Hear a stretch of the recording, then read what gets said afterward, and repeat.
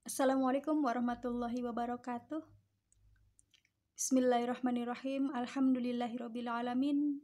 Wa bihi nasta'inu ala umurid dunya waddin. Wassalatu wassalamu ala asrofil anbiya'i wal mursalin.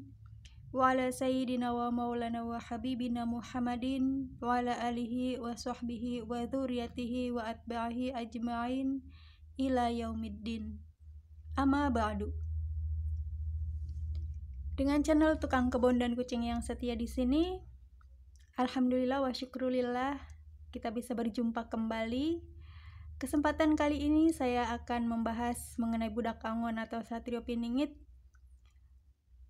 yaitu melanjutkan tentang Kakang Barep Adi Wuragil.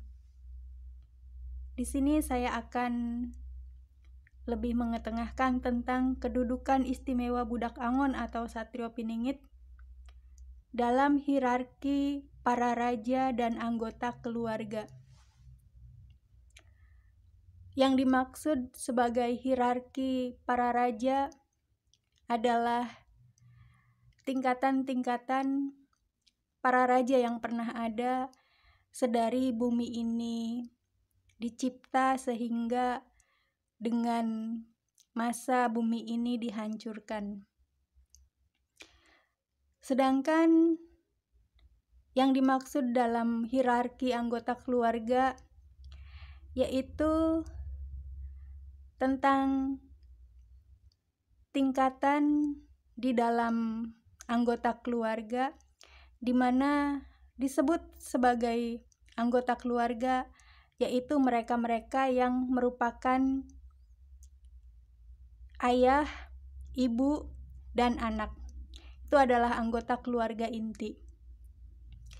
Anak terdiri dari anak sulung, anak tengah, dan anak bungsu. Apabila anak di dalam keluarga tersebut lebih dari 3 orang anak, dan anak tengah bisa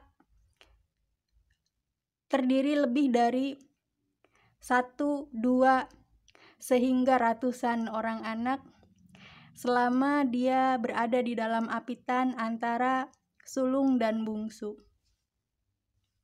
Pengertian secara umumnya demikian. Sedangkan dalam bahasan budak angon atau Satrio Piningit, hierarki beliau di antara para raja sudah sedikit saya singgung di konten yang sebelumnya, yaitu tentang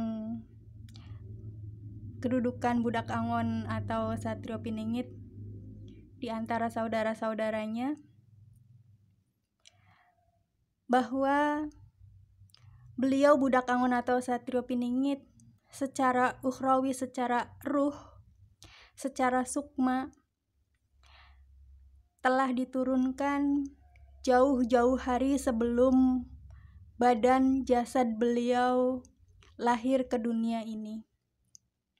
Tentang ini insya Allah akan saya bahas secara khusus di dalam satu konten, yaitu mengenai sukma budak angon atau Satrio Piningit dari masa ke masa.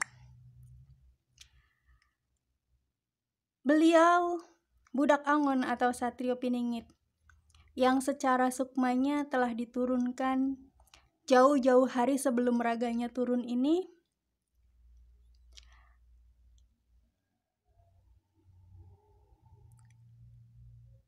juga berlaku dengan masa-masa pemerintahan para raja. Beliau budak angon atau Satrio Piningit merupakan raja yang Kakang Barep Adi Wuragil. Artinya beliau adalah sosok raja yang sudah ada sebelum raja pertama ada, yaitu raja secara fisik dan secara ruhiyah, secara lahir dan secara batin raja pertama ada. Sebab ketika raja lahir dan batin ini sudah ada di muka bumi, beliau secara ruhnya sudah lebih ada daripada si raja pertama ini. Sedangkan raja pertama di atas muka bumi bisa kita sebut sebagai Raja Mbarep atau Raja Sulung di dalam keluarga raja.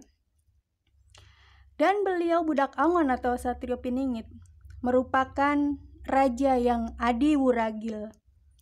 Artinya beliau akan menjadi raja yang paling bungsu, paling terakhir, meskipun setelah beliau akan ada raja yang lain. Mengapa dikatakan demikian? Dikarenakan kita akan membahas dan membicarakan tentang sosok raja yang pengaruhnya, yang tugasnya akan sangat besar dan akan sangat mendunia. Raja-raja sejak zaman dahulu kala, ada raja-raja yang istimewa yang beliau-beliau ini merupakan maharaja yang memerintah tidak hanya satu negara, satu benua, tetapi memerintah negara yang sangat luas dan mencakup beberapa dunia. Beberapa benua maksud saya. Kita sebut salah satunya raja yang paling terkenal yang pernah kita dengar, misalnya adalah Raja Zulkarnain, di mana beliau merupakan seorang maharaja. Dan kelak setelah zaman beliau, Budak Angon atau Satrio Piningit ini akan muncul raja yang lain, tetapi si raja ini tidak menguasai dunia dan tidak mengatur hajat hidup orang banyak, dalam artian hajat hidup orang yang jumlahnya, lingkupnya melebihi jumlah dan lingkup dari jenis bangsa, ras, suku, agama. Sosok Zulkarnain misalnya, beliau menguasai dan mengatur kehidupan dari berbagai macam suku bangsa, ras, bahasa, agama, kepercayaan. Demikian pun dengan sosok Budak Angon atau Satrio Piningit. Beliau juga akan memerintah seluruh jenis suku bangsa, ras, agama, bahasa di muka bumi ini. Tetapi beliau adalah raja yang paling terakhir yang menguasai dan mendapatkan amanah atau mandat untuk mengatur hajat hidup masyarakat dunia pada umumnya. Setelah beliau akan muncul raja-raja tetapi hanya bersifat lokal dan hanya memimpin kaumnya sendiri-sendiri, di mana raja yang terakhir yang kita kenal adalah Isa alaihi salam, Isa al-Masih. Beliau akan menjadi raja bagi kaumnya, yaitu kaum Bani Israel, dan akan menutup kisah para raja ini. Mengapa Budak Angon atau Satrio Piningit disebut sebagai adiwuragil, sebagai raja adiwuragil? Dikarenakan keistimewaannya, kecintaannya, pengaruhnya lebih luar biasa dibandingkan dengan kecintaan, keistimewaan, dan pengaruh yang dimiliki oleh anak bungsu pada umumnya. Di sini kita tempatkan Budak Angon atau Satrio Piningit sebagai raja. Hal demikian juga berlaku di dalam status keluarga beliau. Budak Angon atau Satrio Piningit di dalam keluarganya bukan seorang anak sulung, bukan pula seorang anak bungsu, tetapi kekuasaannya jauh melampaui kekuasaan anak sulung, dan kasih sayang yang dicurahkan oleh seluruh anggota keluarganya jauh melampaui kasih sayang yang dicurahkan kepada anak bungsu. Demikian kurang lebihnya, mudah-mudahan yang saya sampaikan cukup mewakili. Billahi taufiq wal hidayah. Wassalamualaikum warahmatullahi taala wabarakatuh. Sampai jumpa di konten yang lainnya.